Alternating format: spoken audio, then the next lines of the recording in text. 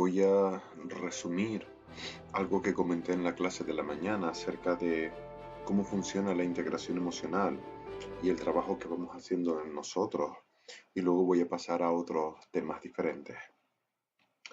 Es posible que durante este segundo nivel, especialmente en el momento en el cual empiezan a contemplar el segundo nivel de integración emocional, tengan una sensación de retroceso, de que a lo mejor no has resuelto tanto como crees que habías resuelto, algún tipo de estas emociones, como que hay un retroceso o que no estás avanzando tanto.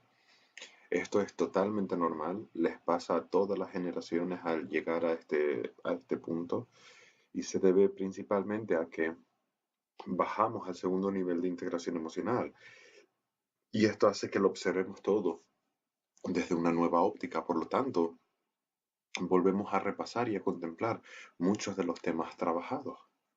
Ahora, no es que no estén avanzando, no es que no funcione, no es que no estés mejorando, es solamente una profundización. Y por un lado es una profundización, ahora estamos entrando en verdaderamente integrar lo que necesitamos integrar, el problema que verdaderamente tenemos. Por otro lado, también en muchas ocasiones tienen la idea de cuándo voy a terminar, cuándo voy a resolverlo todo para no tener que volver a integrar de nuevo o a pasarlo mal de nuevo. Y eso es una sensación, es una idea eh, errónea acerca del crecimiento personal, acerca de ti, que deberían resolver lo más rápido posible sin ponerse presión en ello.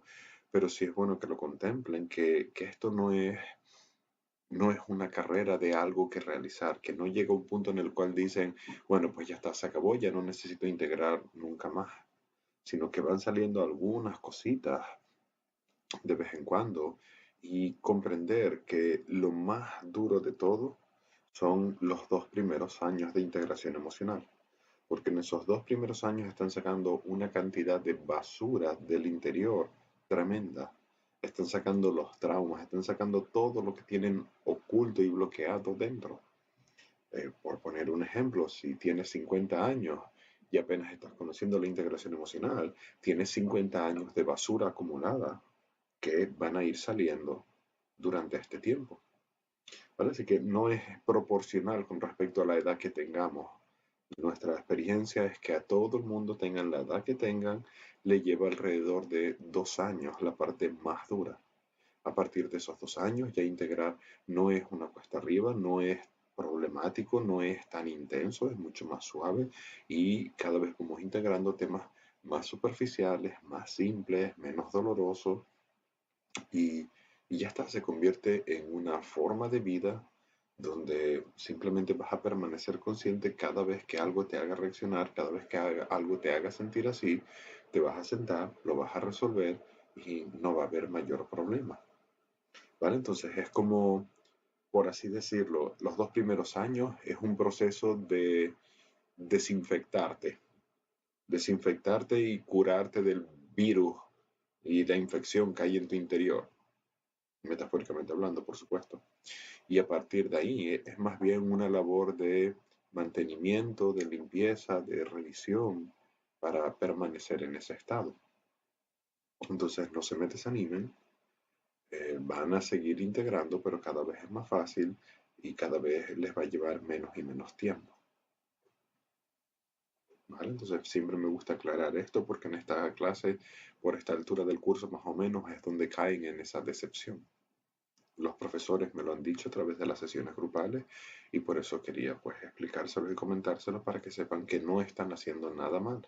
Estamos avanzando, estamos evolucionando y cada día resolvemos una cosita más.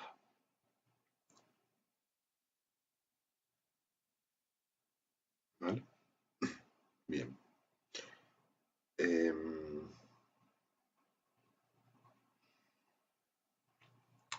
la semana pasada empezamos a trabajar el segundo nivel de integración emocional. Es totalmente normal que les cueste encontrarlo e identificarlo por el momento.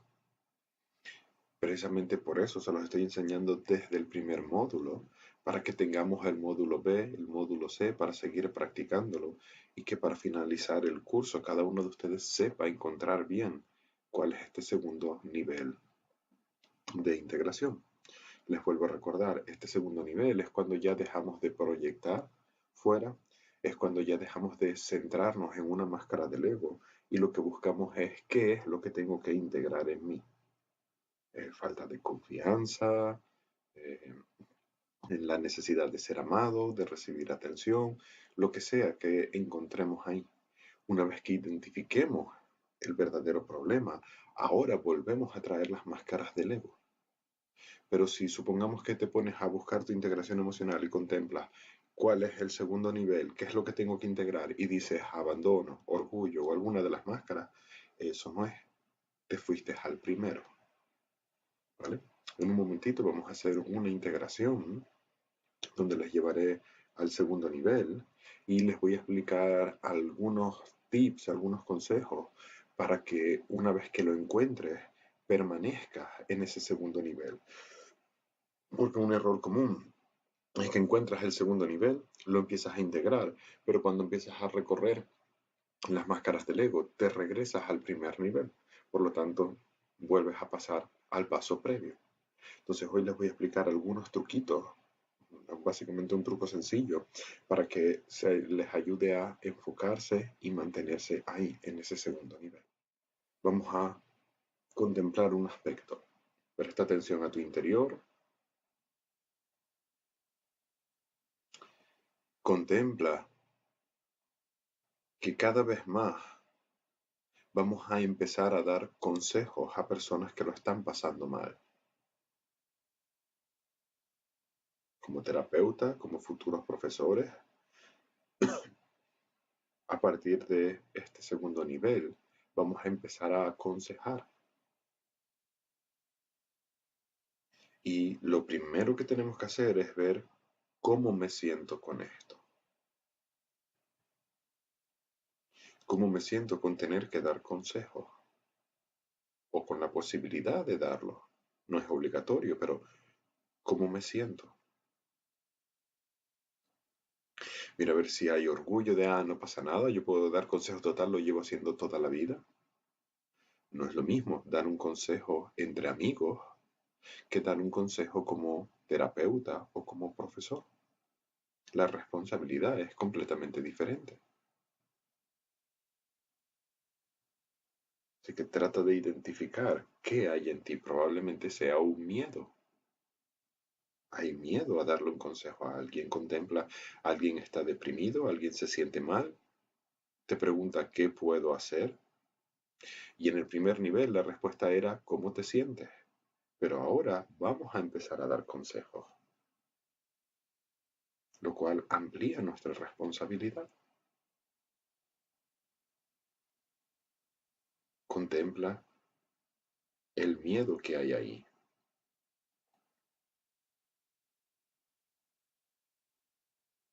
Y son diferentes miedos. Por un lado está el miedo a equivocarte.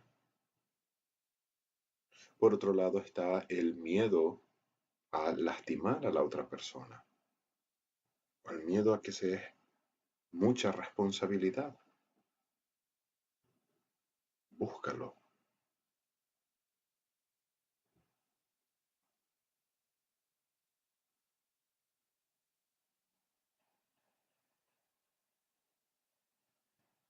Respira profundo. Regresa aquí. No es lo mismo que un amigo o una amiga te pide un consejo a que alguien vaya a tu consulta, que a lo mejor además te está pagando por ello. En ese momento tenemos un poder, una cierta autoridad.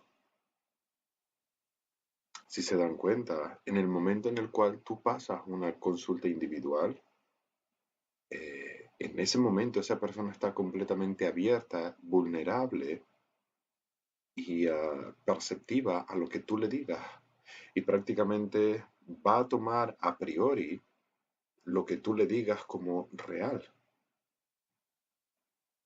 Entonces, obviamente, no es lo mismo cuando se lo dices entre amigos que te dicen, ok, te escucho y ya, pero como terapeuta, como profesional del sector, obviamente amplía y multiplica esta presión y esta responsabilidad. Entonces, en el nivel pasado les decía, no damos consejos, solamente les guiamos a través de lo que están sintiendo, a través de su dolor. Esto sigue siendo, ante la duda, la mejor solución. ¿Por qué? Eh, el funcionamiento es sencillo. El sufrimiento, para ser disuelto, es a través de la conciencia. La conciencia es la que despierta ese sufrimiento, es la que lo disuelve. Entonces, no necesitas necesariamente dar un consejo. Simplemente tienes que guiarle a través de su integración emocional, guiarle a través de sus emociones y con eso la persona va a resolver el problema que pueda estar viviendo y tomará sus propias decisiones por sí mismo. Esta es una de las maneras de hacerlo. Es como lo hicimos en el nivel 1 y por eso en el nivel 1 todo el equipo durante el primer mes y medio era ¿cómo te sientes? ¿Cómo te sientes? ¿Cómo te sientes? Luego ya los profesores empezaron a darles consejos. Pero no podemos limitar nuestra actuación a nunca dar un consejo, especialmente aquellos de ustedes que quieren pues, ser terapeutas o dar clases. Constantemente les van a preguntar, les van a pedir consejos. ¿Qué puedo hacer aquí? ¿Qué puedo hacer allá? Y si se acuerdan, durante el primer mes, cuando les decíamos, ¿cómo te sientes? ¿Cómo te sientes? Había una parte de ti que se sentía frustrada porque lo que quería era una solución al problema, lo cual es erróneo. Es totalmente erróneo hacerlo así. ¿Okay? Entonces tenemos que comprender cuál es el momento para dar un consejo y de qué manera damos esos consejos. Pero el primer paso es la integración de cómo me siento yo y cuál es mi responsabilidad en todo esto. Obviamente, el paso número 1 es cómo te sientes tú con el problema que está viviendo esa persona. Porque uno de los errores más comunes que veo en los terapeutas es, pongamos un ejemplo, el terapeuta o el psicólogo se está viviendo un proceso de separación, su pareja le puso los cuernos, le fue infiel, ahora llega a su consulta y le llega una paciente, un paciente viviendo la misma situación, una infidelidad. Y ahora ya saben cómo funciona la cadena de chiles en nogada, cómo todo se despierta. Viene esa persona, te cuenta que está viviendo una situación de infidelidad y te dice, ¿qué puedo hacer? Y automáticamente eso detona en ti lo que tú no has resuelto, tu propio proceso, y le vas a aconsejar y le vas a decir desde tu propia situación. Entonces, ese no es un consejo sabio. Ese es un consejo que está condicionado por lo bien o mal que tú puedas estar llevando ese proceso de separación o esa infidelidad. Por eso en el nivel pasado, y era una de las preguntas del examen, era ¿qué hacemos cuando pasa algo así? Lo mejor es no dar un consejo, tratar de guiar la integración emocional si puedes y si no puedes, con honestidad, hablar a la persona y decirle, mira, en este momento me encuentro viviendo el mismo proceso que tú, no me siento capacitado o capacitada para guiarte en este proceso. Y eso es humildad. Eso es una humildad que muchos terapeutas no tienen de aceptar, ok, aquí estoy limitado, este es mi talón de Aquiles o es lo que yo estoy viviendo, así que lo siento, no te puedo ayudar. Esa es una opción, ¿vale? Ahora, luego, la otra parte está en donde empezamos a trabajar nosotros, a resolverlo en nosotros. ¿Mm? Entonces, esto ya lo trabajamos en el nivel primero, resolverlo en nosotros. Cuanto más resuelvas en ti, más puedes ayudar a las demás personas. Por supuesto, nunca aconsejamos desde nuestro dolor, eso no es justo y proyectas lo que tú estás sintiendo. He visto a profesores que proyectan lo que ellos están sintiendo en los demás. Y entonces cualquier persona les dice cualquier cosa y su respuesta es en base a lo que ellos están viviendo. Eso no es correcto, Nosotros nos tenemos que adaptar y debemos saber cómo identificar lo que la otra persona está sintiendo y buscar en ese sentido cuál es el mejor consejo o la mejor contestación que podríamos darle. ¿Bien? Respira. Como ven, esto genera un montón de inseguridad, incertidumbre, miedos quizás, ilusión al mismo tiempo, porque aquellos de ustedes que están también por la parte profesional del curso, les hace ilusión y les apetece verdaderamente y honestamente ayudar a los demás. Eso no quita que pueda haber un miedo ahí. Si ya eres terapeuta, si ya das consulta, la pregunta también es si alguna vez has considerado cuál es tu responsabilidad al hacerlo. Cada clase que doy, cada vídeo mío que subo a YouTube, sé que estoy influenciando a miles de personas alrededor del mundo, a veces cientos de miles de personas alrededor del mundo. Lo sé y estoy consciente de ello. De manera que cada vez que emito una opinión, cada vez que digo algo, sé que estoy causando un efecto mariposa enorme y sé que esa es mi responsabilidad. Esto me ayuda, por un lado, a estar siempre pendiente de mí, consciente de mí, para no equivocarme, porque todos nos podemos equivocar, sino para hacerlo lo mejor posible, para expresarme de la mejor manera posible y dar opiniones o comentarios que sean lo más justo y lo más sano para todo el mundo. Pero sin duda alguna, es una gran responsabilidad la que tenemos al realizar este trabajo de una manera profesional. Respiren.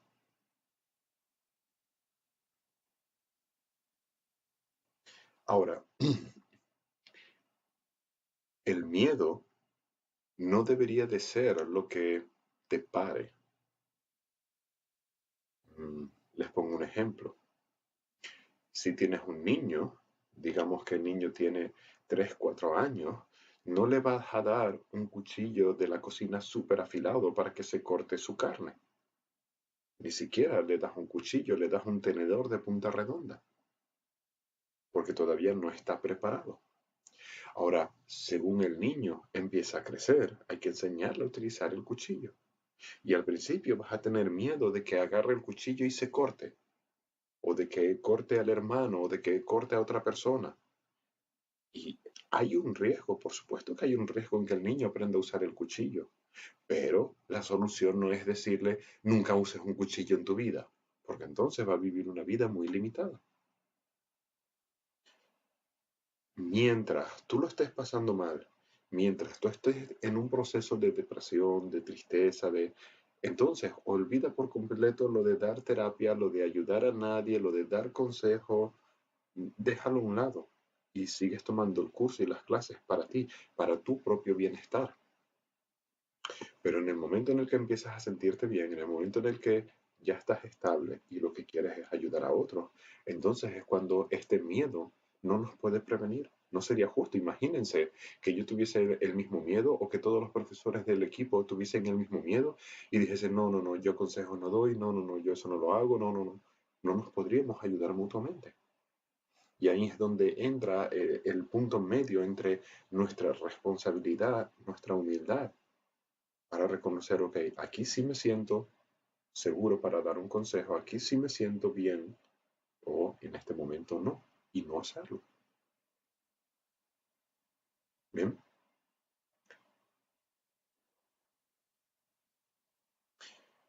entonces,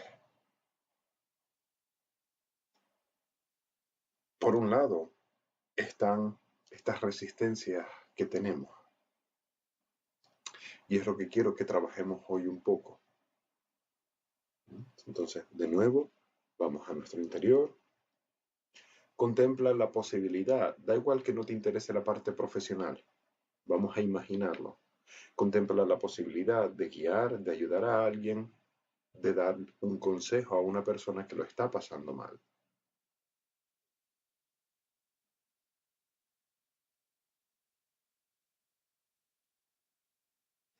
Y vamos a empezar por identificar lo más sencillo de todo, el miedo a equivocarnos.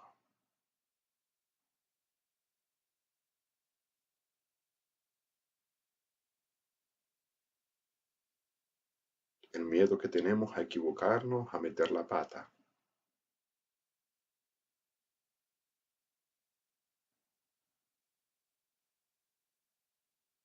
Si tienes una persona o un cliente con el cual ya trabajes, aunque sea familiar o amigo, puedes pensar en esa persona.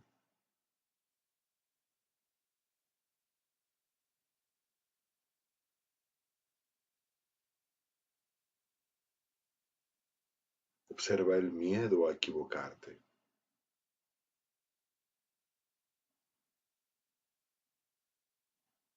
Respira, permanece ahí sintiéndolo. El miedo a decir algo que no está bien, algo inapropiado.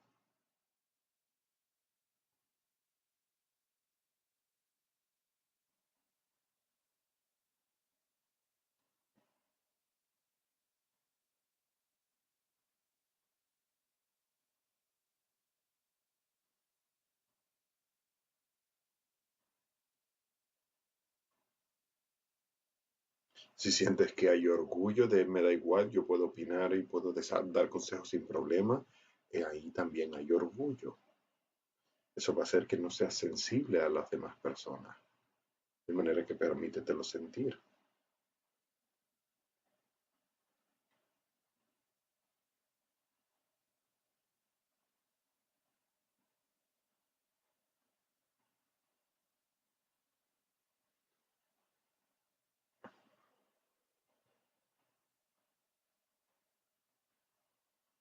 Relaja gran parte de ese miedo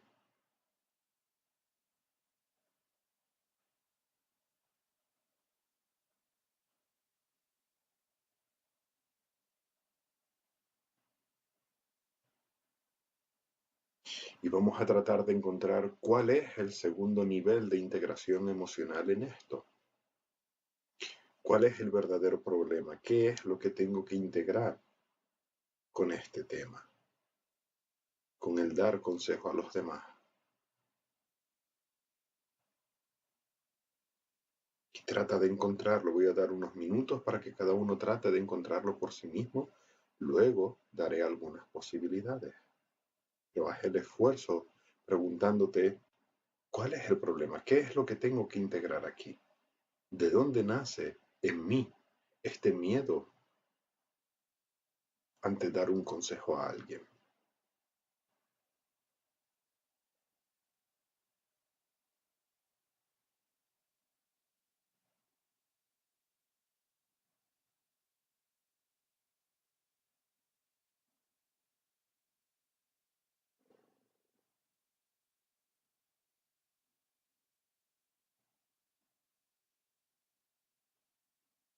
Sugiero algunas posibilidades. El miedo a asumir una nueva responsabilidad.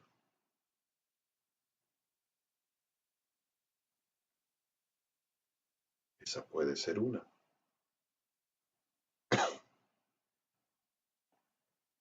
Puede ser el miedo a no ser suficientemente bueno.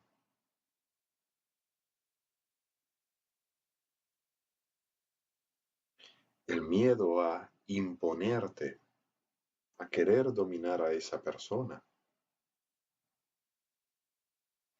Cuando contemplas el miedo a no cumplir con sus expectativas, ese es todavía el primer nivel. Tienen que ir más profundo. ¿Qué es el miedo a no cumplir con sus expectativas? No recibir amor, no recibir cariño de esa persona o validación. Inseguridad, eso también puede ser tu segundo nivel. Pero ¿por qué te sientes insegura? ¿Qué causa esa inseguridad? Que nos sentimos inseguros, eso lo tenemos claro, pero ¿por qué?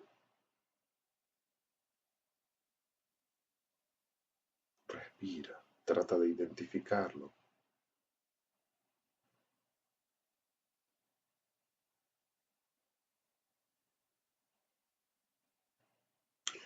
Una muy común pero más difícil de encontrar es que al hacerlo puedes generar dolor, puedes lastimar.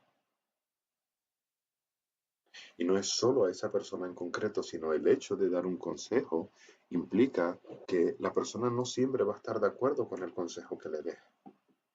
Por tanto, puede causar dolor y malestar en los demás.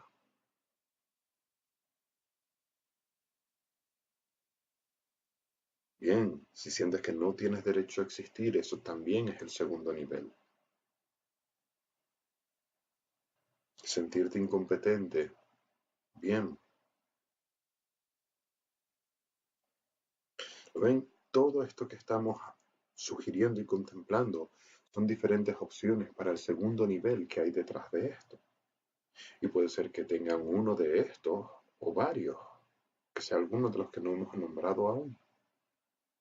Entonces, identifica cuál sientes más activamente.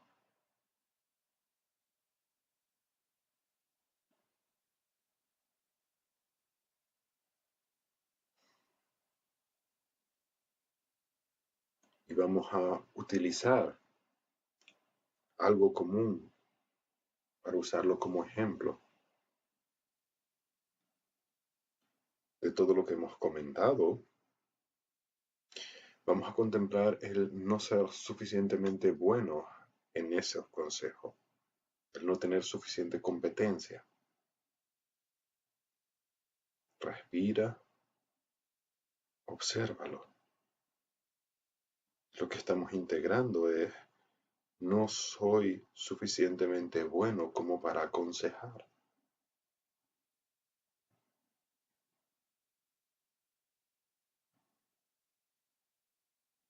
Ahora ya tenemos el tema a integrar.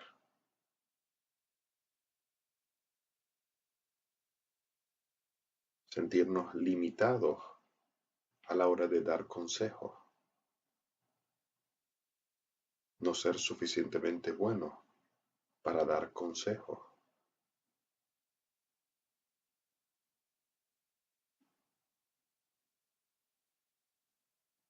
Y mira a ver cuál es la negación ahí. Miedo, vergüenza, orgullo.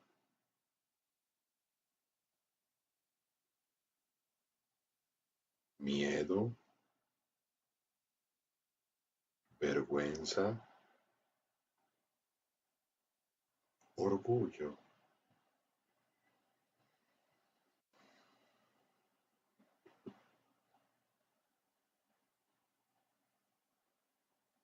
Tan solo respira y recuerda que lo que estás integrando es el miedo, la vergüenza o el orgullo de no ser suficientemente bueno en los consejos. No el aconsejar a otra persona, no te regreses al primer nivel,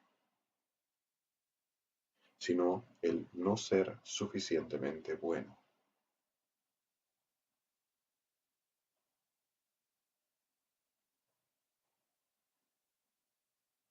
El miedo al error, a equivocarte.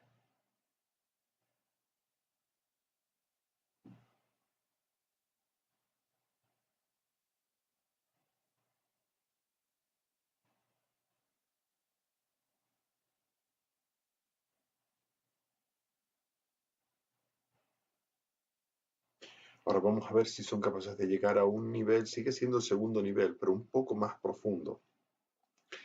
El miedo a tomar tu poder.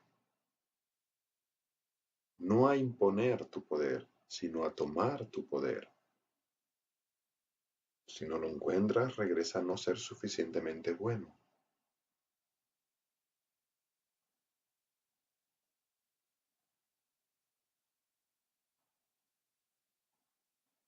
Y ahí no creo en el drama, respiro, habito, siento, observo cómo me siento con el hecho de dar consejos, de poderme equivocar, de no ser suficientemente bueno. a ese nivel.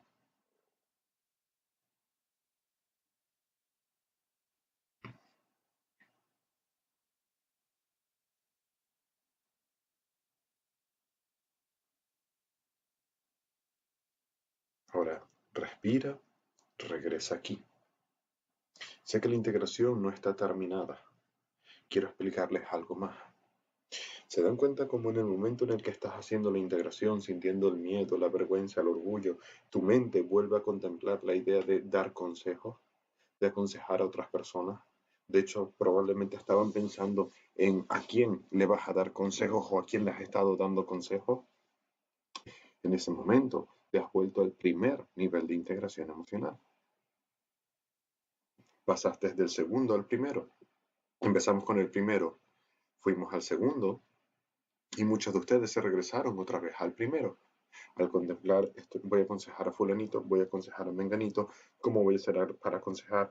El problema no es el aconsejar como tal.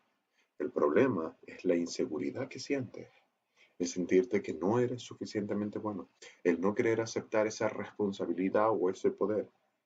Todo esto son las diferentes situaciones, los diferentes problemas que en ti te limitan a la hora de dar consejos. Por tanto, de nuevo, vamos a nuestro interior y este es el truco para integrar el segundo nivel. Utilizas tu mente para mantenerte enfocado, enfocada en el problema que encontraste. Tengo miedo a no ser suficientemente bueno. Ese es el tema. Me mantengo ahí. Ahora, miedo, vergüenza, orgullo. Y cuando te descubras en la proyección de estar dando consejos, regresas. No, estoy trabajando el miedo a equivocarme, a no ser suficientemente bueno cuando dé un consejo.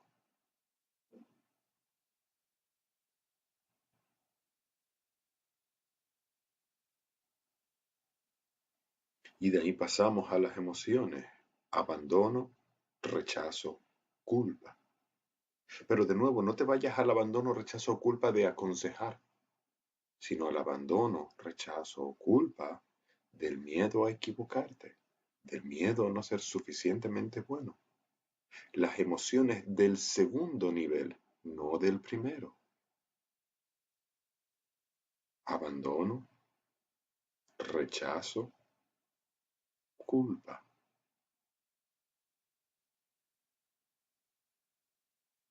De no saber suficiente, de no ser suficientemente bueno, de equivocarte.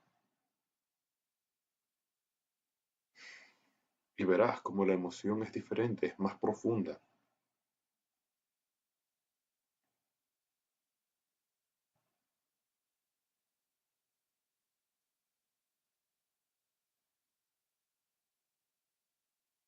Respira, permanece consciente, abandono, rechazo, culpa, de no ser suficientemente bueno para aconsejar, de equivocarte, de no saber suficiente.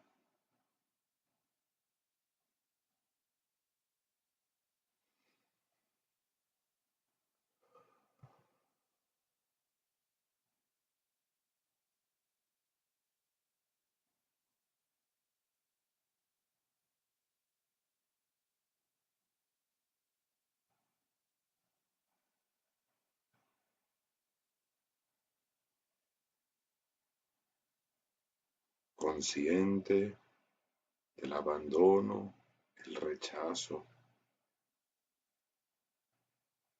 la culpa.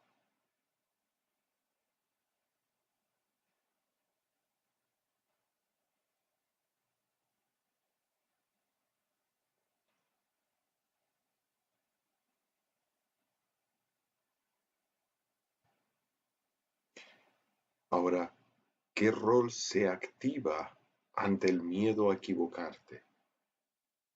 Ante el miedo a no ser suficientemente bueno. ¿La víctima, el perseguidor o el salvador? Y con tu mente te mantienes en el tema verdadero, en el segundo nivel. no ser suficientemente bueno, me puedo equivocar, mucha responsabilidad,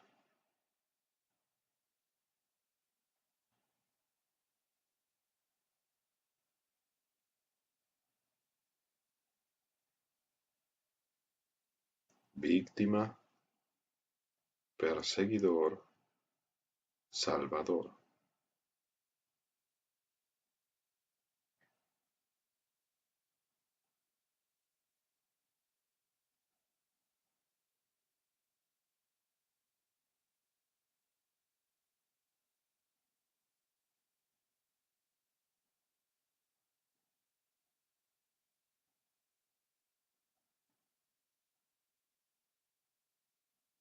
Víctima, perseguidor, salvador.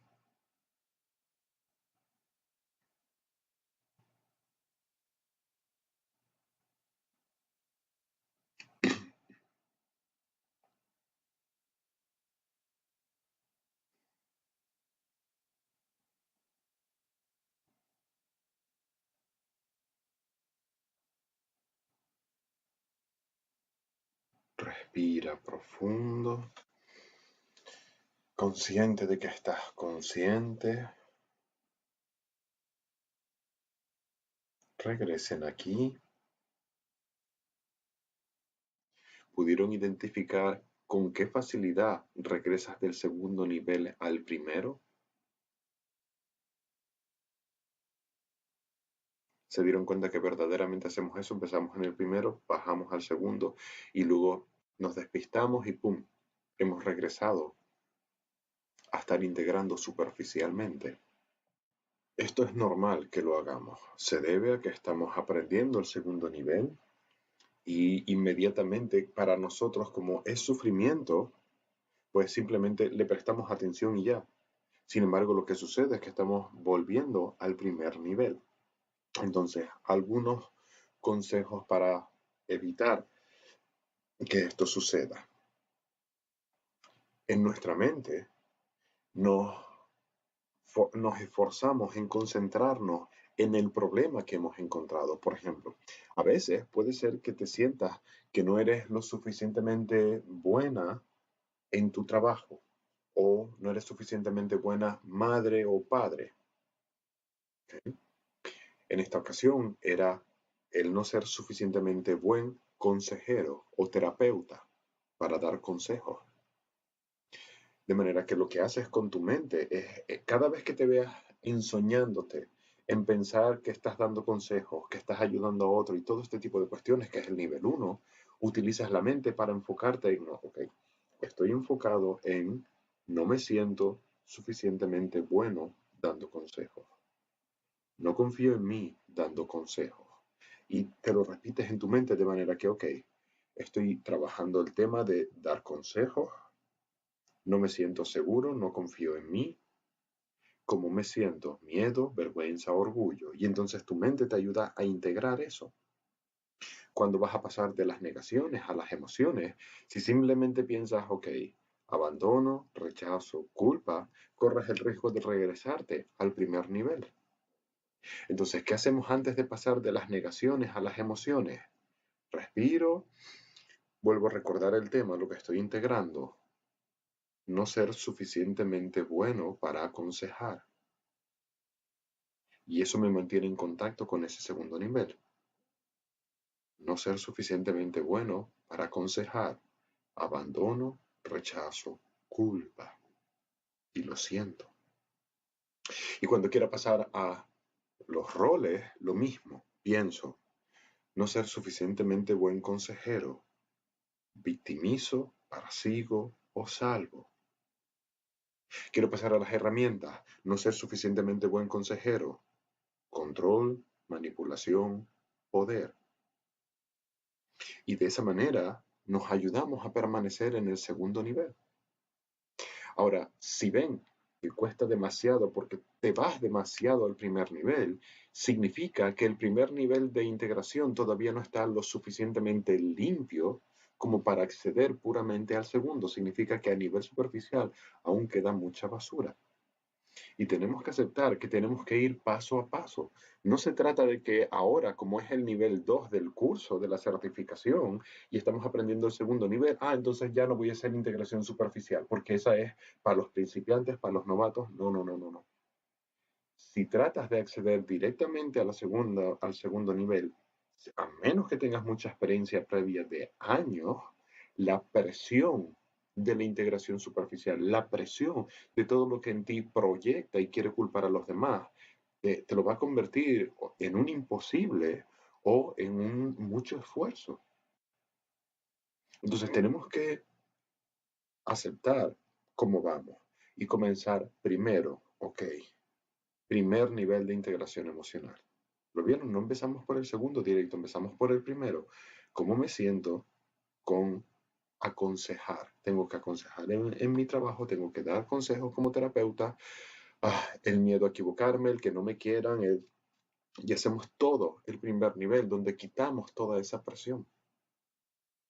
Cuando sientas que ya no hay proyección sobre esa persona, ahora pasamos al segundo nivel. Que ves que en el segundo nivel constantemente te regresas al primero, fluye, regresa al primer nivel, quita más presión del primer nivel, entonces regresas al segundo y utilizas el truquito de pensar en el problema para mantenerte en él. Si durante el proceso estás, ¿y qué le digo a fulanito? ¿Y qué le diría yo a menganito? ¿Y cómo le voy a aconsejar yo acerca de este tema? Y cómo todo eso es el primer nivel. Esta semana no vamos a empezar a dar consejos todavía. Quedan todavía unas cuantas semanas antes de hacerlo. Pero nada más que el hecho de considerarlo despierta en ustedes ups. No es solo acerca de si me quiero dedicar o no a ser terapeuta. Es que despierta algo en mí. No me siento suficientemente buena persona. No me siento suficientemente bueno. No quiero esa responsabilidad. No. Y todo eso es lo que estamos despertando, nada más que con esta contemplación. Ahora, por el momento, lo que quería era que contemplasen eso, esa primera reacción ante la posibilidad de dar un consejo. Ahora, siguiente aspecto con respecto a esto de dar consejos. ¿En qué momento es un buen momento para dar una opinión, un consejo, decirle a alguien, mira, lo que puedes hacer es esto o lo otro? Primero, no le decimos lo que tienen que hacer como tal, no como orden, como imposición o como imponer el poder que estudiamos en la semana pasada. Por eso, hasta antes de estudiar la máscara del poder, no les iba a explicar todo esto, para asegurarme de que no tratan de imponerse sobre los demás. Un consejo quiere decir dar tu opinión de qué puede ser lo que le puede ayudar y luego aceptar que te harán caso o no. No tienen por qué hacerte caso. Esa es otra de las cuestiones. Que tú das un consejo y ahora la otra persona no lo sigue y te molesta y te ofende. Y luego te vuelve a hacer la misma pregunta y tú dices, ¿para qué te digo nada si nunca haces nada de lo que te digo? Dar tu consejo no significa que la otra persona lo tenga que seguir. La otra persona es libre. Si te molesta dar un consejo y que no lo sigan, ahora tienes que ir a ti y preguntarte, ¿por qué me molesta que me pregunten y que no hagan lo que les aconsejo? Integrar ese orgullo de, pero entonces, ¿para qué me preguntan? Ok, es libre, que haga lo que le dé la gana, pero al menos que no me pregunte. Si me pregunta y luego no sé nada de lo que digo, ¿para qué? Me está haciendo perder mi tiempo. Como si un día tú no hubieses estado de ese lado. Como si un día tú no me hubieses hecho 6 veces la misma pregunta y mi respuesta hubiese sido 6 veces la misma. Respira. Dar un consejo no es dar una orden. No tienen que hacerte caso. Nadie tiene por qué hacerte caso. Cuando yo les doy un consejo, cuando yo les hablo acerca de algo, no tienen por qué hacerme caso. Por eso no sufro, porque me da igual si lo hacen o no. Si lo haces, tendrás un resultado. Si no lo haces, tendrás otro resultado. Finalmente, el sufrimiento es tuyo, no mío. Por tanto, me da exactamente igual que lo hagas o que no lo hagas. Pero lo ven, a veces quieres que sigan tu consejo solamente para que te digan, ay, muchas gracias, hice lo que me dijiste y me sintió muy bien. Y ahora te sientes valorado, te sientes aceptado, te sientes amado, te sientes que lo hiciste bien y entonces quieres dar consejos por ese objetivo. Por eso en el primer nivel no den consejos, porque todavía no están lo suficientemente limpios o purificados para no darlos desde ese punto de vista. Respira.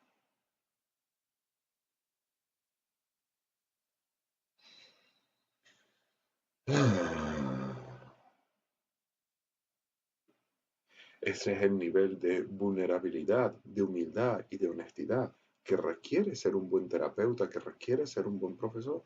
Aceptar en qué ámbitos sí estás capacitado y te sientes seguro para hacerlo, en qué ámbitos no, porque aún te afectan demasiado. No vamos a esperar a que lo resuelvas todo en tu vida para que empieces a dar consejos, ¿no?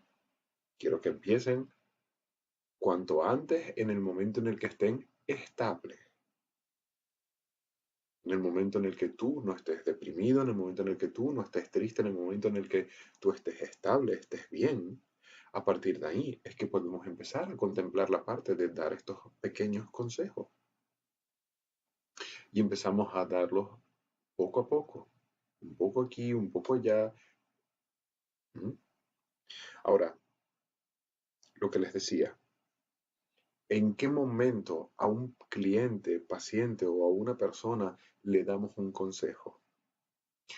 Mi consejo para ustedes al respecto es: no doy consejos cuando veo que la persona no quiere responsabilizarse de su dolor y lo único que quiere es una solución. Respiren.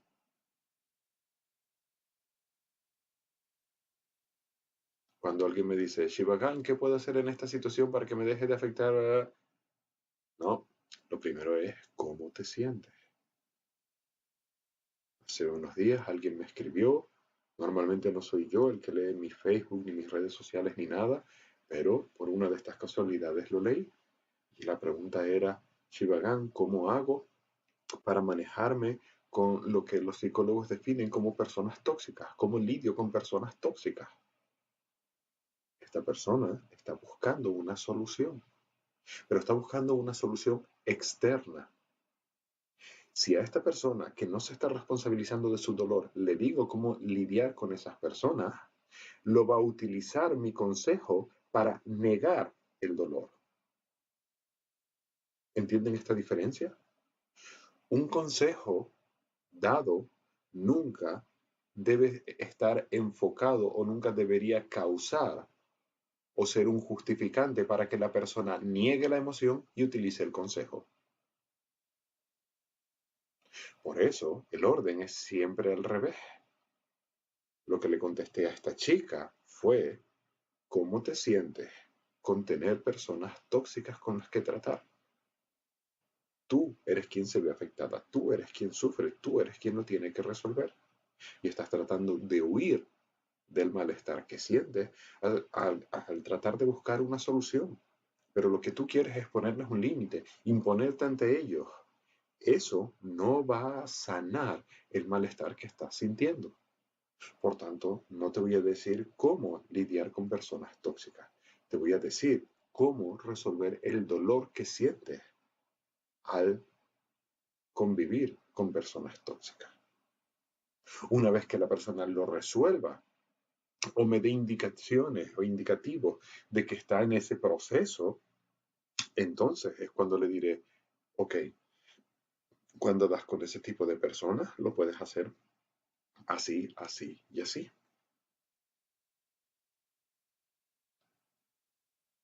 Muchas veces, especialmente si ya han empezado a dar terapias de uno con uno, se darán cuenta, muchos de ustedes me lo han dicho cuando nos hemos visto en persona, que la mayoría de la gente va a tu consulta o a verte y no quieren sentir sus emociones, que eso es la parte más difícil de todas, que lo que quieren es que tú les des una solución. Primero que tú les salves. Ajá, ¿verdad? Ahora me entienden.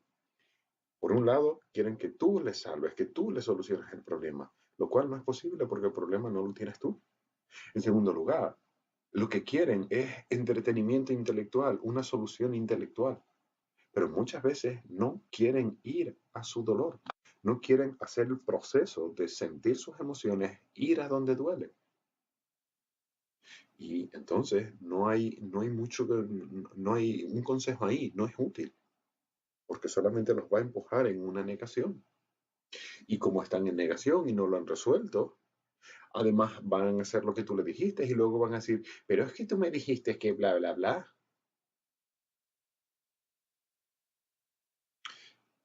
De manera que si cuando te piden un consejo sientes que inmediatamente tienes que dar tu opinión, que inmediatamente tienes que contestar, que inmediatamente tienes que aconsejar, antes respira, date un tiempo y observa, ¿por qué siento esta prisa? ¿Por qué no puedo ni siquiera pararme a contemplar si es el momento adecuado o no? ¿Por qué no puedo pararme a identificar si la persona se está haciendo responsable de sus emociones o no?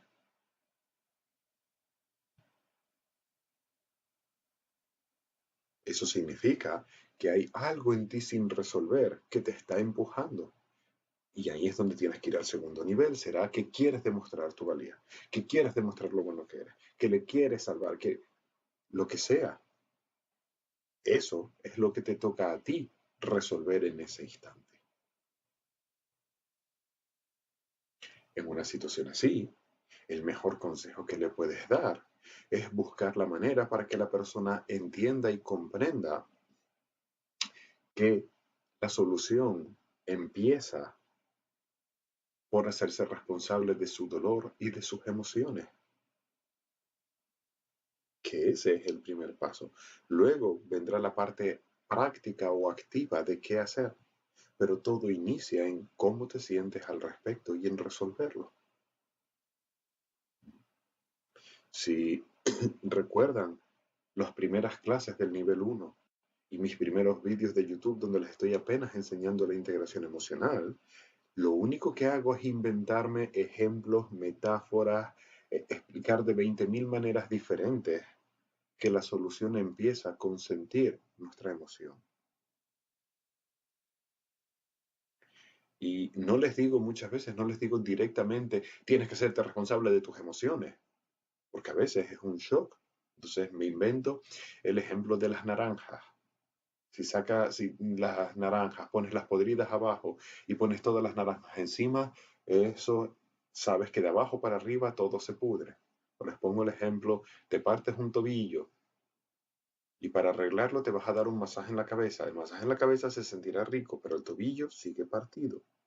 Y todo esto les hace pensar, ok, huir de mi dolor no está funcionando. Entretenerme yéndome de compras o tomar una cerveza no está solucionando el problema que siento.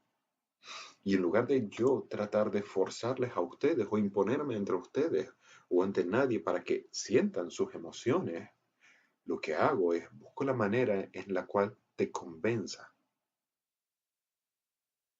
Busco la manera en la cual puedo navegar a través de tu mente, de tu sistema, para que en algún momento hay algo en ti que dice, es verdad, soy yo el que se siente mal.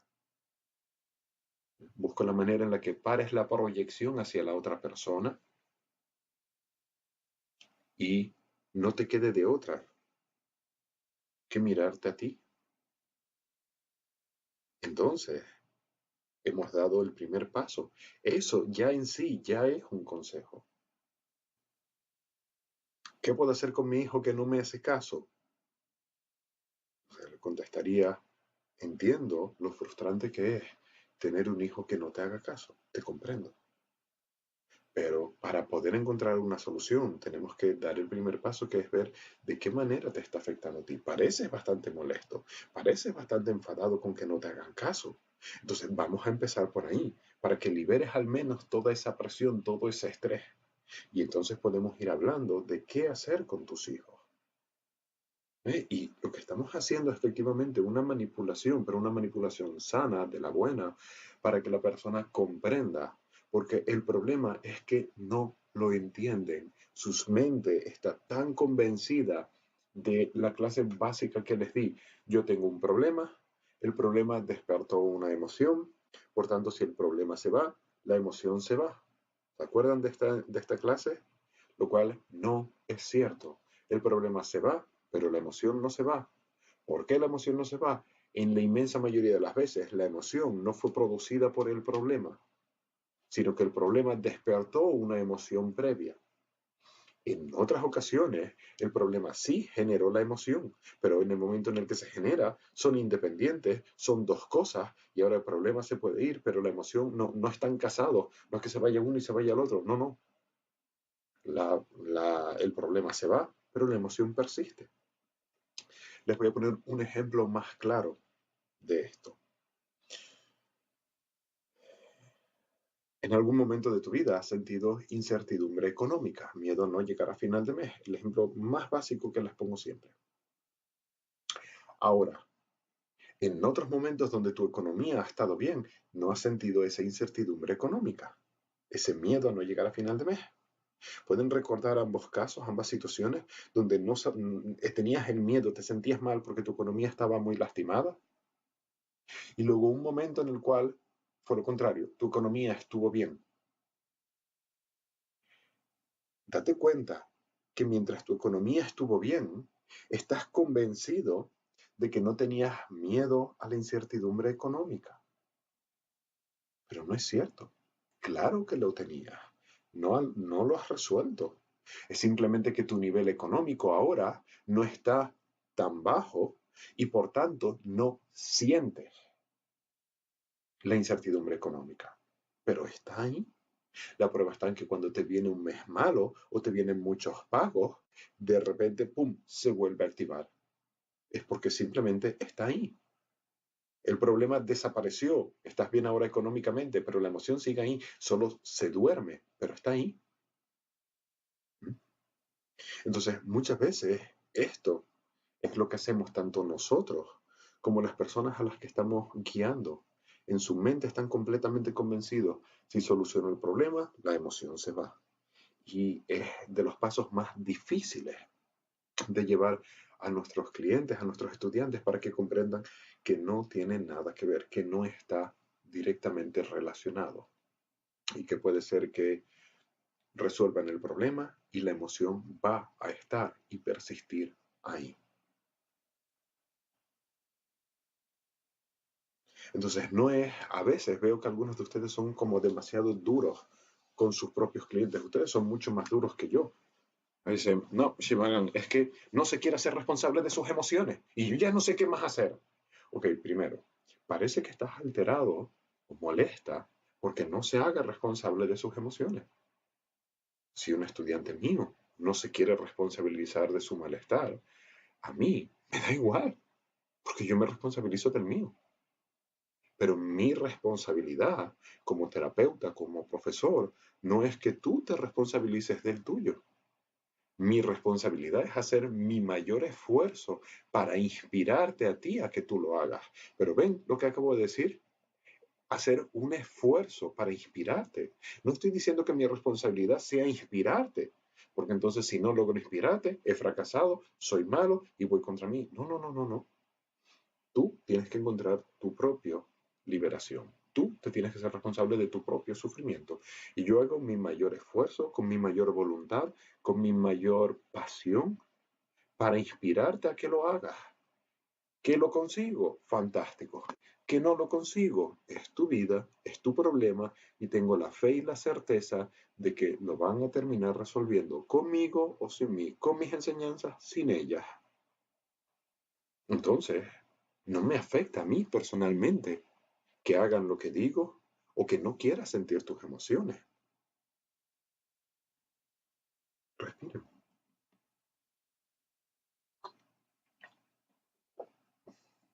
Una cosa diferente es si vienes, me pides un consejo, te digo lo que tienes que trabajar. No lo haces, me da igual. Pero vienes una segunda vez, te vuelvo a decir lo mismo, no lo haces. A mí me da igual. Pero vienes una tercera, una cuarta, una quinta vez, va a llegar un momento en el cual simplemente te voy a decir, no te respondo más. Te he respondido la misma pregunta, no tengo una respuesta diferente para ti. Ahora, esto no lo hago desde la molestia o desde el enfado. Lo hago primero desde la compasión.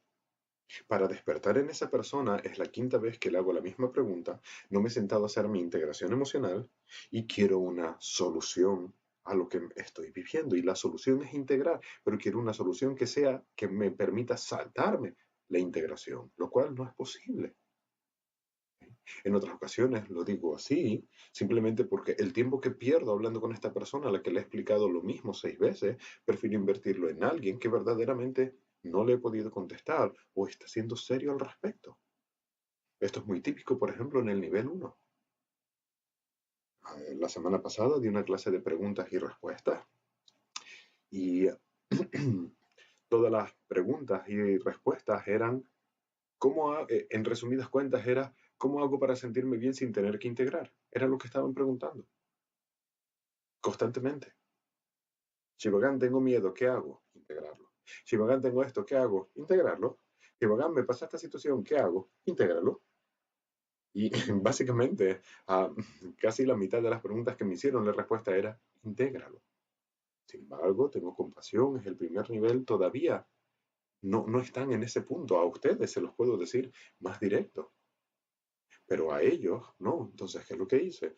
Con muchísima paciencia, tratar de inspirar y de convencerlos que el problema viene de las emociones, que tienen que sentirlo, que entenderlo, que buscar una solución no lo va a solucionar, que necesitan hacer el trabajo, tener paciencia, que sé que es doloroso lo que están viviendo porque lo he vivido en mí. He estado deprimido, he tenido ansiedad, he tenido insomnio, he tenido pensamientos suicidas, he vivido todo ese tipo de situaciones. Por eso sé cómo salir de ahí, lo he experimentado. Se me ha roto el corazón, me he deprimido, me ha pasado casi de todo sin dramatizarlo. Entonces, precisamente eso es lo que me da la experiencia, les entiendo verdaderamente. Ahora, la solución sigue siendo la misma. Respiren. Sé que muchos de ustedes han hecho lo mismo y sé que algunos todavía lo hacen de vez en cuando con sus profesores asignados o aquí en el chat. Es normal, no les estoy llamando la atención, miren mi tono de voz. Estoy tratando de inspirarles para que nos reconozcamos a nosotros y reconozcamos a los demás cuando están en esa actitud. No es que sean cabezones, no es que sean tercos, es simplemente que todavía no hemos conseguido despertar o inspirarles para que hagan el cambio y pasen de la proyección a la responsabilidad. Y algunos van a tardar más tiempo, otros menos, y la parte más bonita, con algunos ni siquiera lo vamos a lograr. Con algunos simplemente o no eres tú el terapeuta indicado o no lo van a lograr con nosotros o con esta técnica. Y tenemos que estar en paz con ello.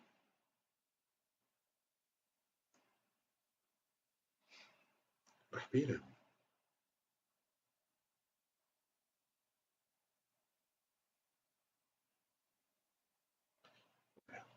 Hay diferentes maneras de guiar situaciones de este tipo. Lo primero es buscar de la manera de inspirarle.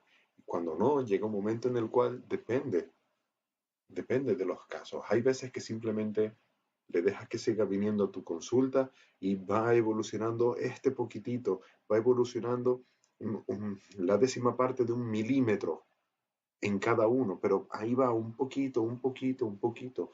Y a veces es así como lo hace. Otras veces simplemente dices, mira, intentas un enfoque a lo mejor más directo. Cada vez que vienes, lo único que haces es victimizar, dramatizar. Eso no te está llevando a ningún lado.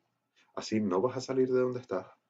Vienes aquí a pedirme consejo profesional, pero luego no te dejas guiar, no quieres trabajar, no te quieres responsabilizar.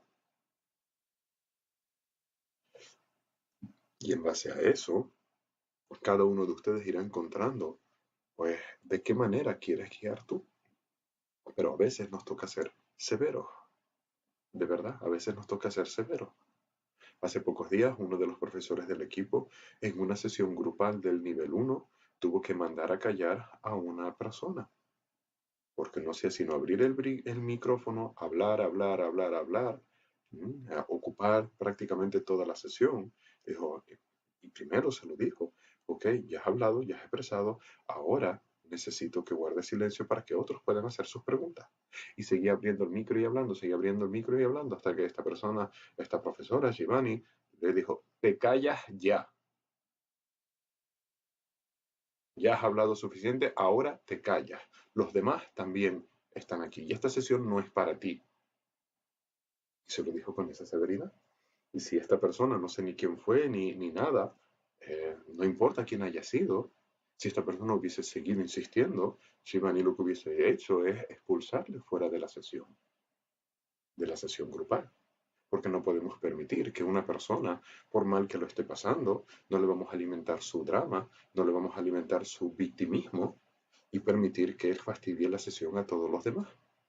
Entonces, simplemente con eso fue suficiente, la persona lo entendió, luego le mandó un email a Shivani para preguntarle personalmente y tema solucionado. Pero tuvo que ejercer esa cantidad de presión y estoy totalmente de acuerdo. Yo hubiese hecho algo por el estilo también. Primero se lo dijo, se lo explicó, se lo trató de comprender por las buenas.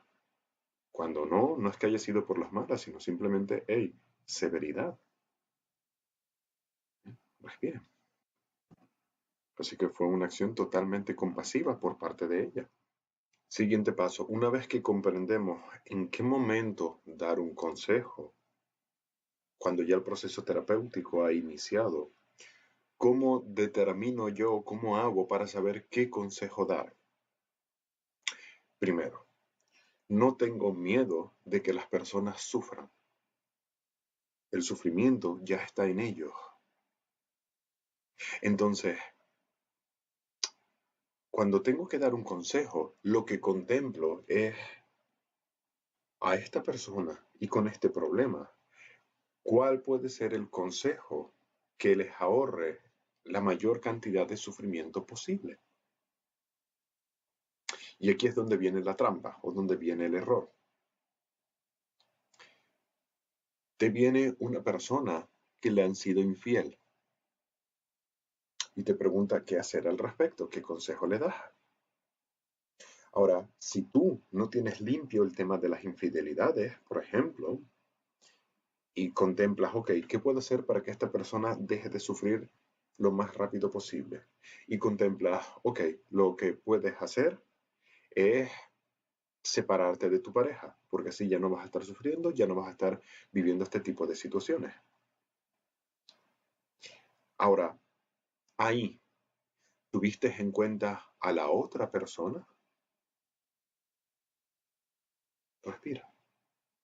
¿O tomaste lado inmediatamente, tomaste parte inmediatamente por parte de tu cliente o de tu amigo o de tu familiar? Como terapeutas somos un poco, de alguna manera, como jueces y nos toca ponernos en ambas partes, tratar de entender y de comprender ambas partes. No es necesario ir a hablar con ellos, eso sería poner un montón de control. El decirle, ok, tienes un problema con tu pareja, dile a tu pareja que venga para que hable conmigo y saber quién está mal. No, eso es control.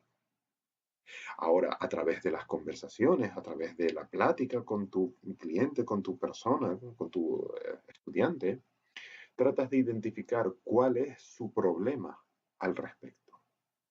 Y eso te puede llevar a entender cuál es la situación de la otra persona involucrada. Por ejemplo, volviendo utilizando el mismo ejemplo, cuando una persona ha vivido una infidelidad, no digo que siempre, ¿vale? No voy a generalizar, estoy hablando de algunos casos que me han sucedido. Me vienen a hablar de ello y cuando estoy hablando con la chica, veo que uno de los problemas es que no hay sexo, no había sexo en la relación. Entonces, obviamente, en una relación de pareja, el sexo es una parte fundamental. Y si no hay sexo, es normal y es incluso hasta comprensible que uno de los dos sufra demasiado por la ausencia del contacto, de la intimidad, y lo busque en otra persona. Pero lo ven, inmediatamente nos ponemos de parte de la víctima, el que sufrió la infidelidad, y nos ponemos en contra de la persona que fue infiel. Esto no es justo. Esto no es ser justo. Esto no es ser objetivo. Entonces, para eso, primero es no involucrarnos personalmente, no comprar el sufrimiento de la persona, analizar la situación, analizar a la persona, hacer las preguntas que sean pertinentes y entonces contemplar qué es lo mejor para ella, qué es lo mejor para él. Hay niños por medio, ¿qué es lo mejor para los niños?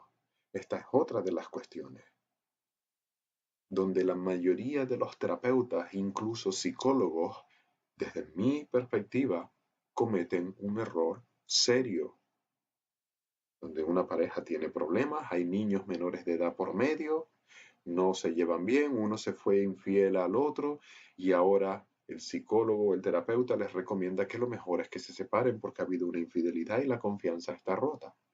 Y ese psicólogo terapeuta no está teniendo en cuenta el dolor y el sufrimiento que van a tener los niños. No es que no lo esté teniendo en cuenta, corrijo. Si es un buen psicólogo, sí lo tiene en cuenta, pero no lo pone como prioridad. El psicólogo, el terapeuta pone como prioridad a su cliente, lo cual es un error. Cuando alguien me viene a contar un problema que tiene con su pareja, los que me conocen físicamente me habrán escuchado. Lo primero que le pregunto es, ¿tienen hijos menores de edad? Sí. ¿De qué edad es el más pequeño? Mientras tanto, no doy mi opinión. Si me dicen, no tenemos hijos, ok, entonces ahora mi consejo es completamente diferente. Pero siempre estoy pensando en todas las personas que están involucradas y que pueden salir afectadas de mi opinión, de mi consejo. No de mi opinión o de mi consejo, sino de lo que puedan hacer. Ok, no hay hijos menores de edad. Ok, ahora es un tipo de situación. Si no quieres a tu pareja, ¿qué haces con él? Hay hijos menores de edad. No quieres a tu pareja, pero pueden convivir y sobrevivir. Quédate con tu pareja para que tus hijos no sufran un trauma. Cuando tus hijos sean mayores, a partir de los 14, 15 años, ahora te podrás separar y no les estarás generando un trauma. Por poner un ejemplo, no voy a entrar en este tema en concreto. Estoy hablando acerca de la perspectiva global que tenemos que tener a lo largo de a la hora de dar un consejo. Ahora, usando el mismo ejemplo, si yo me pongo a pensar, ok, ¿qué es lo que va a causar menor sufrimiento? Esta chica no ama a su marido le ha sido infiel, tiene dos hijos menores de edad, de 4, de 3 y 4 años. Opción 1, que se separen. Cuando se separan, los niños viven un trauma. Esto es una realidad. Nadie lo niega hoy en día. Se quedan traumados. Por tanto, consecuencia 1, los niños se trauman. Consecuencia 2, cuando tienen problemas los padres, y aquellos de ustedes que se han separado lo sabrán, en la mayoría de los casos, se separan, pero ahora los padres no es que se lleven bien, no es que vivan juntos y se lleven mal, se separan y ahora se llevan bien, no, no, vivían juntos, se llevan mal, ahora se separan y se siguen llevando igual de mal. Así que la relación entre ellos no ha cambiado. Las peleas, las discusiones, lo mal que se tratan el uno al otro, no ha cambiado. Simplemente han tomado distancia. Por tanto, ahora los niños están traumados, la fricción y los problemas entre los padres siguen y esa fricción y problemas es proyectada sobre los niños. Así que parecería que hay un aparente alivio, la realidad es que no. Esto es lo que sucede en la mayoría de las ocasiones de las personas que se separan. Si por lo menos se separasen y fuesen capaces de hacer las paces, mantener una relación de cordialidad, de tranquilidad entre ellos mientras están separados, entonces eso ayudaría. Respiren. ¿Comprenden esta perspectiva global? Ahora, cada vez que digo esto, sé que muchos de ustedes se separaron con hijos menores de edad. Y mi consejo al respecto es, ¿cómo te sientes? ¿Te sientes culpable? Intégralo, presta la atención. Es una realidad que si lo hiciste, generó, dependiendo de la edad de tus hijos, un trauma o una depresión. No es dramático, nada en esta vida es dramático y no existe ningún trauma que no sea sanable, que no sea solucionable. Simplemente tus hijos cuando lleguen probablemente a la edad de la adolescencia tendrán algunas dificultades para encontrar pareja y cuando llegan a la adolescencia se van a poner más rebeldes y más agresivos con uno de los dos o con los dos y simplemente van a necesitar apoyo ahí. Pero lo ven, en mi caso yo no soy hijo de padres separados y en lugar de eso lo que me traumó fue el bullying que sufrí en la escuela. Y el que no, lo que le trauma es que le llamaban gordo, flaco, alto, bajo, de manera que no podemos evitar el sufrimiento, ni en nosotros, ni en nadie. ¿Okay? Respiren, no lo podemos evitar. Ahora podemos tratar de ser lo más prudentes posible y lo más compasivos posible. Y si lo hicieron, vuelvo a repetir, te tienes que trabajar e integrar la culpa, el sentimiento de ser responsable, el sentimiento de que tus hijos se hayan traumado por ello. Simplemente no tenías ni las herramientas ni el conocimiento suficiente para hacerlo de otra manera. Es como lo hiciste en ese momento. Y ahora tienes que responsabilizarte de tus emociones al respecto. Y cuando empieces en el mismo momento, lo ideal es que cuando se separen sobre la marcha, en mi opinión, es que a los niños hay que empezar a darles terapia inmediatamente. Pero si no lo hacen inmediatamente, en el mismo momento en el que empiecen a mostrar el más mínimo síntoma de aislamiento, de agresividad, de violencia, de frustración, de problemas para relacionarse en la escuela, en ese mismo momento llevarles a que empiecen una terapia. Y empezar terapia de joven no es nada malo, al contrario, imagínense que ustedes hubiesen aprendido todo esto, que lo hubiésemos aprendido todos en la escuela. Imagínense que en la escuela, a partir de los 8 o 9 años, nos enseñaran a integrar la cantidad de traumas que nos ahorraríamos, la cantidad de problemas que nos quitaríamos de encima que ni siquiera viviríamos. Entonces, si se sienten culpables de que sus hijos tengan que hacer terapia, no lo veas así. Obsérvalo como, wow, va a aprender muy pronto y va a tener las herramientas lo más pronto posible. ¿Comprenden? Respira. Entonces lo ven. Dar un consejo implica el contemplar toda la panorámica al completo, dentro de lo que nosotros podemos observar. Y en base a eso, tomamos la decisión que creemos o le decimos lo que creemos que puede ser lo mejor, explicándoles que no nos estamos imponiendo, sino decirle, mira, desde mi punto de vista, yo creo que esto es lo mejor que puede ser para ti.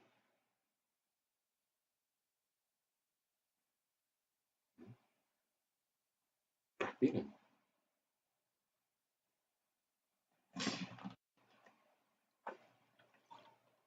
Si ustedes son hijos de padres separados, ya saben lo que tienen que integrar, desde qué perspectiva observarlo. Tu emoción es tuya y una de las cosas que causa que tus padres se hayan separado es que hay una parte de ti que siempre se siente vacía, porque cuando estabas con tu mamá, la parte de ti paterna se sentía vacía, cuando estabas con tu papá, la parte de ti materna se sentía vacía.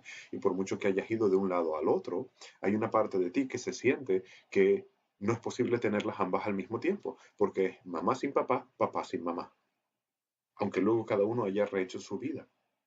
Entonces en tu interior eso genera una dificultad para volver a armonizar, juntar esos dos aspectos, la energía femenina, la energía masculina dentro de ti y sentirte como una persona completa. Eso es lo que deriva que muchos hijos de padres separados luego terminan teniendo dificultades a la hora de relacionarse. No porque se hayan separado, eso es proyección. nivel responsable, porque hay una parte en su interior que siempre se siente vacía y que siempre están tratando de llenar, no a su papá o a su mamá, sino a el vacío que hay en su interior. Y ese es el segundo nivel de la integración emocional.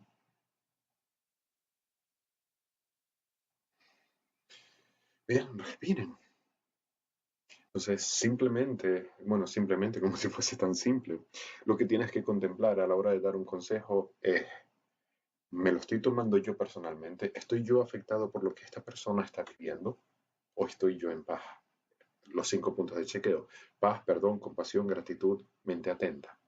¿Ok? Segundo, ahora, la persona ya está en un proceso terapéutico, ya está haciéndose responsable de sus emociones. Sí, considero darle un pequeño consejo. No me voy a esperar, le voy a tratar de inspirar. Ahora, le voy a dar el consejo. Antes de hablar, me alejo, panorama al completo. Todas las personas involucradas. ¿Cuáles son las posibilidades, las diferentes opciones de los consejos? Que haga A, que haga B, que haga C, que haga D. ¿Qué puede pasar a todas las personas, no a tu cliente solo, sino a todas las personas si hace A? ¿Qué puede pasar a todas las personas si hace B, C, D? Y ahí miras qué es lo mejor para todos. Y aquí de nuevo viene otra parte. Supongamos ahora otro ejemplo. Te viene un cliente que está viviendo una situación de maltrato físico, golpes. Y aquí, cuando tenemos en cuenta a todas las personas involucradas, tienes que tener en cuenta, por supuesto que sí, al maltratador o a la maltratadora, a la persona que está golpeando. Le tienes que tener en cuenta.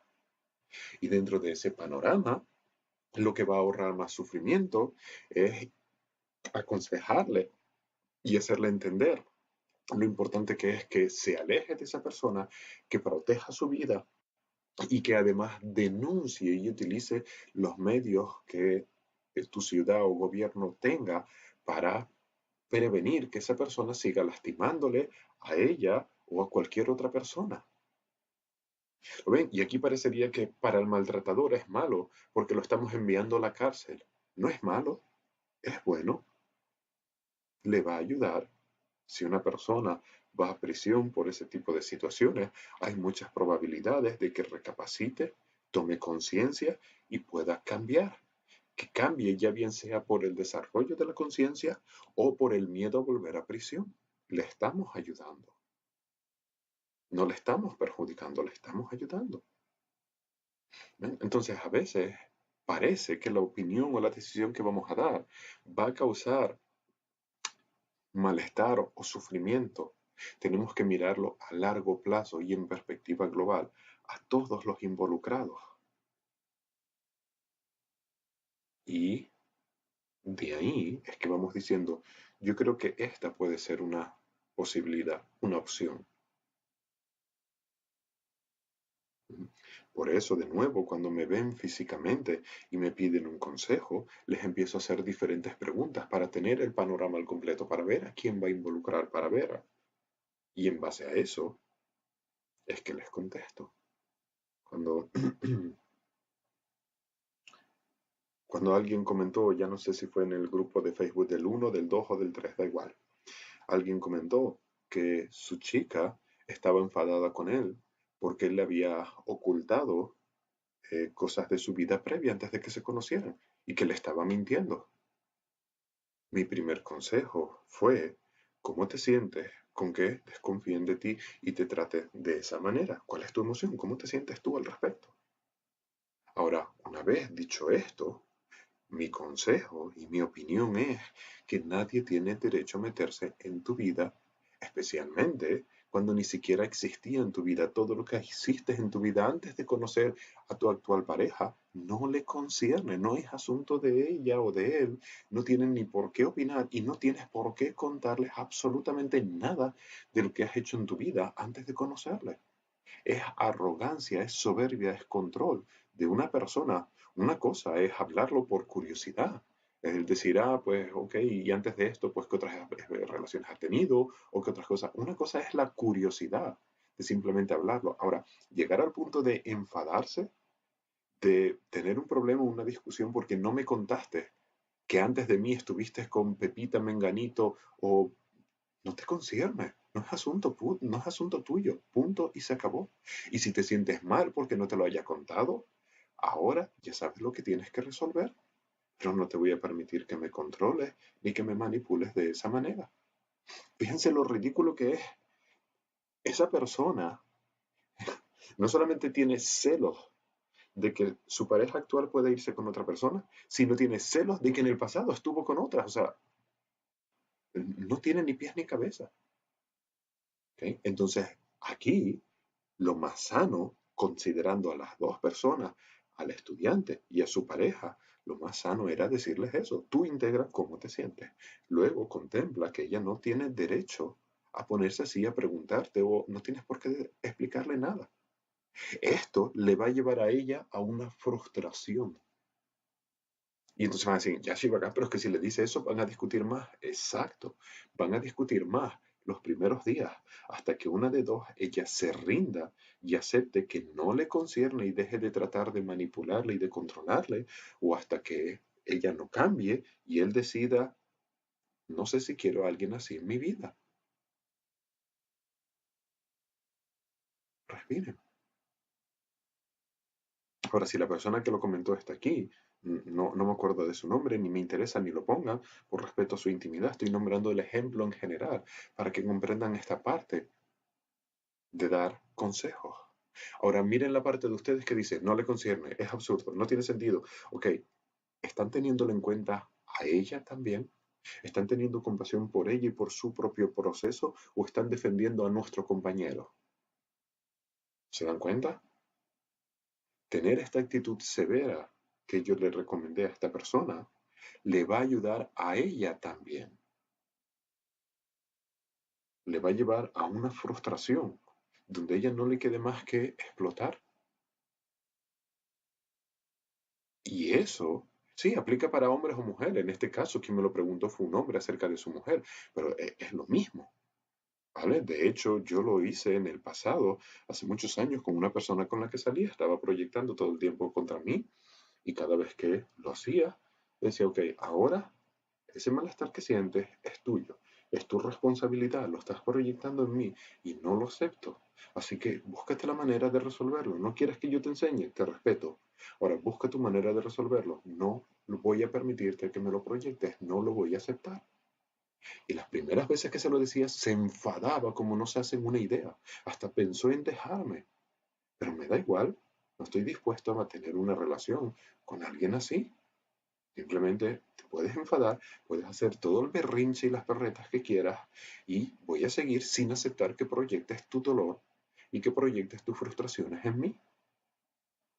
Es tu historia, no he hecho nada malo, no he cometido ningún error, no he hecho absolutamente nada y lo que estás viviendo es tu propia inseguridad y no lo voy a aceptar.